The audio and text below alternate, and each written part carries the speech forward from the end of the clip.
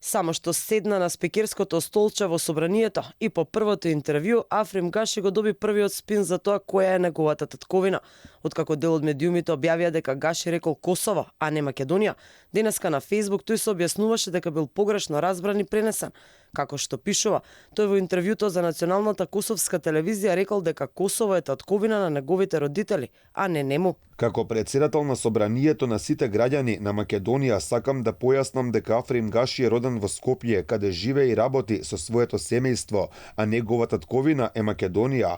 Да појаснам и за јавноста, точната изјава во моето интервју беше дека Косово е родно место или татковина на моите родители и јас го почитувам како такво заради нив. Колков беше ефектот од погрешената информација во дел од медиумите, покажи реакцијата на председателот на ВМРО ДПМН Христијан Мицкоски, кој од новинарите дозна дека Гаши наводно изјавил такво нешто.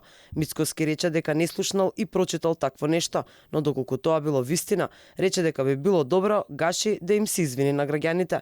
Што точно кажал Гаши, отсликува интервјуто кое е достапно за јавност и во кое јасно се слуша дека тој појаснува за своето потекло, односно дека Косово му е татковина, бидејќи 1990-та немало никакви разлики, како што објаснува Гаши, потоа биле воспоставени административните граници меѓу земјите од поранешна Југославија.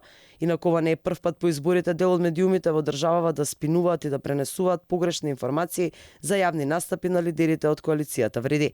Претходно од контекст беше изваден, односно погрешно пренесен и ставот на Арбен Таравари, кој во интервју за националната телевизија на Косово зборуваше околу преговорите за поделбата на ресорите во новата македонска влада.